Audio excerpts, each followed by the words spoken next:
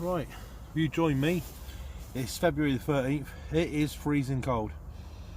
I got down here about 12 o'clock. It's 4:45 now. Friday the 13th of February, Thursday it is. I'm fishing here till Friday. Just a quick 24 hours. Got to go home tomorrow because it's Valentine's Day in it, and my missus booked a table somewhere for us.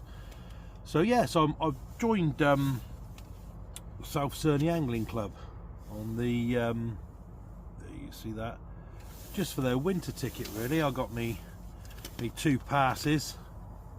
That enables me to use 3 rods, because you got 1 pass, you're allowed to use 2 rods. I think, I might be wrong, it's from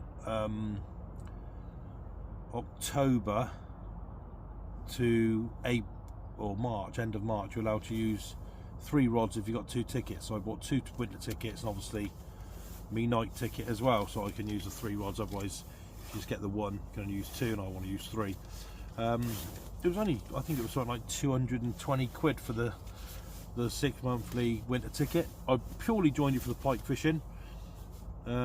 Fished Wick Water quite a lot, and every time I fished it I've had pike, only jack, so nothing really big. Biggest is probably 8 or 9 pound. But I know there's big pike in Wick, and there's big pike. I used to fish this lake when I was a kid. I'm at Ham Pool. I'll show you the lake in a minute. I used to fish this a lot when I was a kid, and right up until probably 10 years ago when I started on Aspin. But now I've left Aspin. I've rejoined this, and I'm going to join another syndicate beginning of the year. Yeah, it's lovely and cold. I'm all set up in my bivvy. Got my nice thick tracker coat on, big puffer jacket. This don't come out very often because it's so warm. So yeah, so I've had one out. Just put the rods back out. Probably out for the evening now because it's 4:45. It'll be dark about 5:30. So I'm here till tomorrow. Probably round about sort of 3-4 o'clock tomorrow. So hopefully we'll see a few more pike on the bank. But I'll show you the rigs. I'll show you where I'm fishing, me setup and all that in due course. So here we go. Right, well, it's 20 past 4. This one's been out since about 12 o'clock when I got here. Well, probably about 1 o'clock it went out. Not gonna bother weighing him. Probably weighs 5, 6, 7 pounds, something like that. But a beautiful little fish anyway. So there you go. Had him on half a mackerel, leisured on the bottom, popped up off the bottom. I'll show you the rig in a minute. But yeah, beautiful fish. Look at that. Lovely little pike. Beautiful. Thought, like, give it a good little fight as well. He's still full of beans now. So I'm going to get this one back in the water, get the rod back out, and see if we can't catch another one. There you go, mate.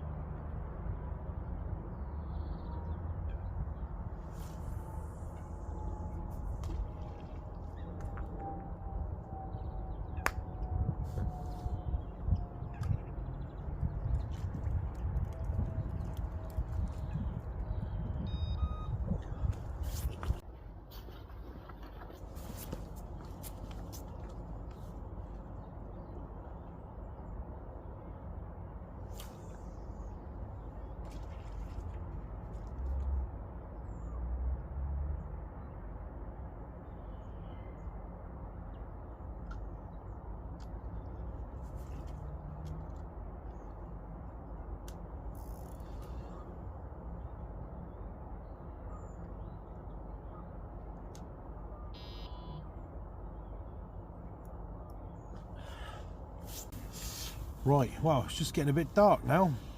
I bought some of these from Team U. They were about 4 quid, I think, and I don't know how good they're going to be. I don't know how good they're going to be, but you undo these like that, and there's a little battery. You pull the battery out, turn it on your tiny battery, push it in. Look at that. And you've got yourself a nice little nightlight. I'm actually going to put it on my line in a minute.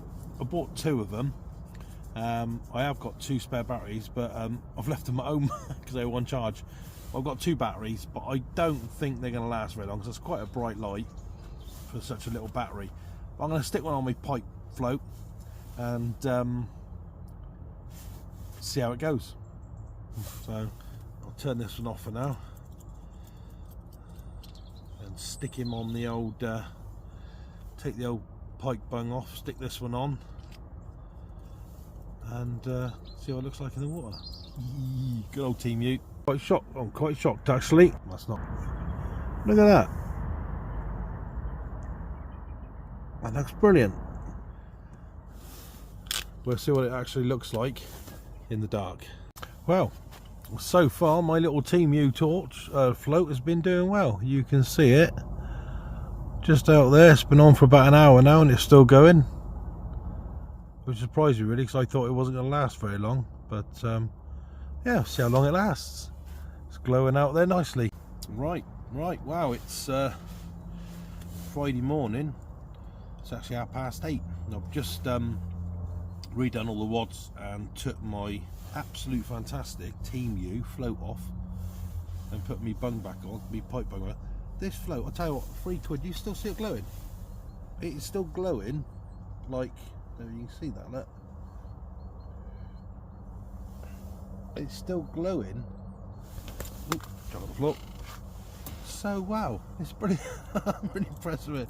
And all it runs on is this little tiny battery there, which I thought would last like an hour, 2 hours. I put it on, you can see it lighting up still, look. You see that? Still lighting up after, well, I put it on about 5 o'clock last night. So that's like, what, 10 hours? More than that, isn't it? Yeah, 12, 14 hours, 15 hours, something like that. Played a long time anyway. I'm really impressed with that. Yeah, I bought that. I think I bought 2 of them. I think they were like £4. I'll tell you what, mind you, I didn't do anything at night, just bobbed around the lake, but what a fantastic bit of kit for £4, and it's still got power in it after all this time. Unbelievable. Yeah, really impressed with that. That was some Team U. £4 or whatever it was delivered. What else can you ask for that? What can you ask for that? I'm going to put this one back in its little ideal and I'll charge that up tonight. Yeah, actually something that works from Team U. That's a rarity, isn't it? Yeah, so I've just done me all my baits. Instead of the bluey, I've put smelt on one, and instead of having it underneath this tree, I've put it out into the middle because that's what I caught from that side. But it's absolutely bitterly cold this morning. It's so cold. I've had me bait in a little freezer bag, no ice or nothing, just in a bag, and it's still rock solid. So it's that cold. But I slept so well last night. Oh, I sleep well. Beautiful night's sleep. So yeah, I'm gonna cook myself some breakfast, have a cup of tea, and then go for now. So I'll speak to you soon. Right, let's get back in the water.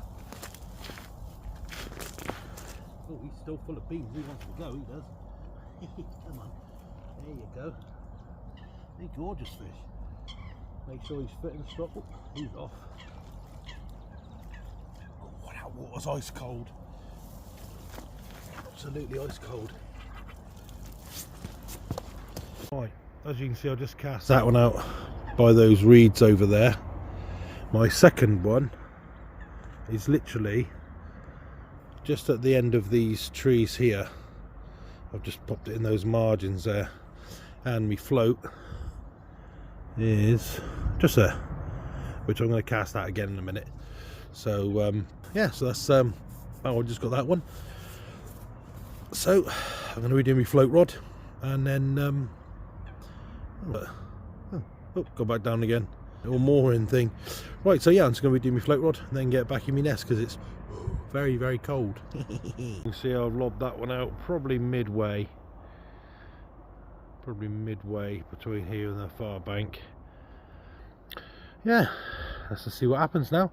Rods are back out, so yeah, but yeah,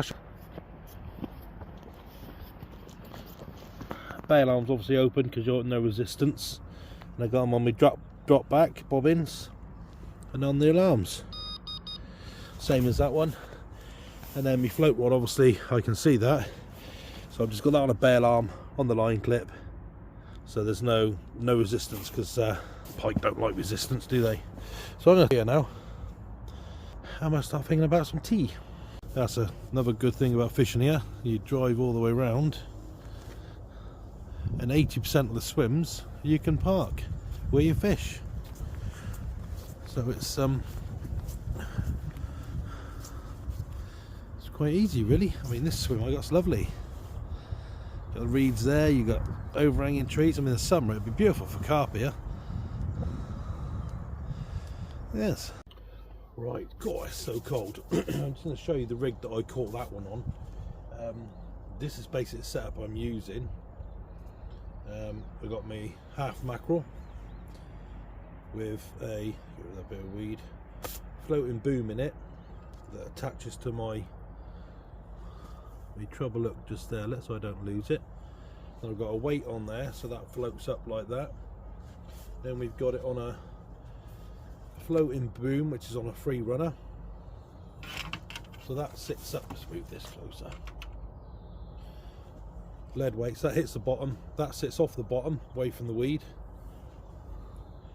and that just sinks down to the bottom and cocks up off the bottom just where that weight is. That's the one I just caught that on. So I'm going to get this one back out. First of all though, I'm going to inject it with a bit of the old mackerel oil. Give it that little bit of incentive boost. So literally I just stab it in, inject it in, and then that all oozes out in the water. It seems to have done the trick. So I put a little bit of that in there. Every bit of extra attraction's worth it, innit? So let's get a load of that in there.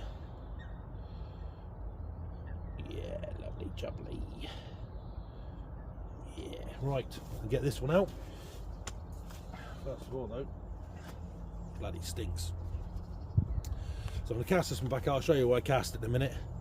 And then I'm going to redo my float rod, because he's drifting quite close in. I've got another one, I'll show you where the other one is. Exactly the same rig. I've got two out on the bottom and one out on the float, so I'll show you that in a minute. So I'm going to get this one back out. Right, this is my my float setup. I'm using let's bring that over here. Dead roach, trace, obviously, I'm pike fishing, and then there's me float. I've got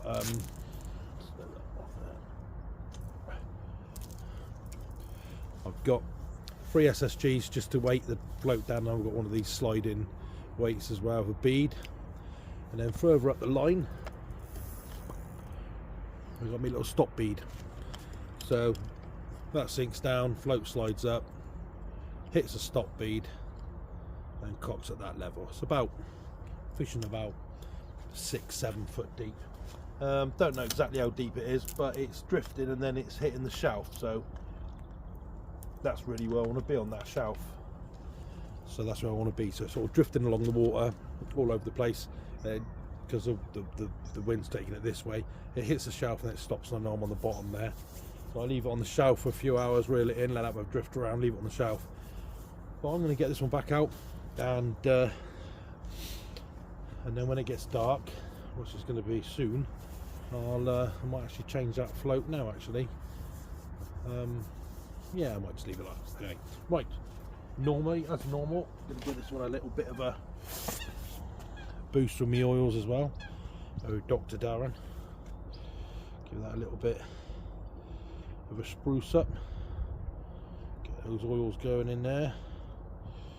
Oh yeah, look at that oozing out of that. Oh, lovely jubbly. Right, and let's get this one out. Right, well, it's 3:30 Friday afternoon. I'm going to Well, everything's packed up now.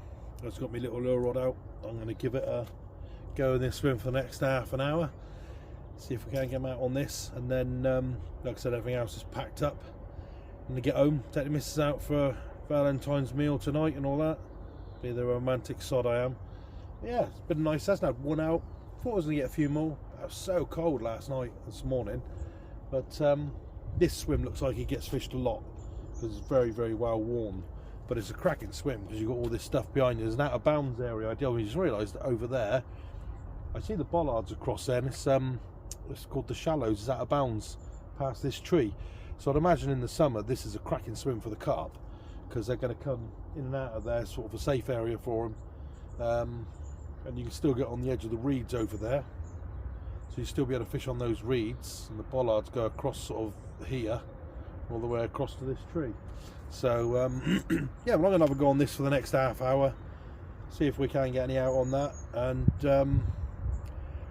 if I do, then I'll speak to you after that, and if I don't, see you on the next one.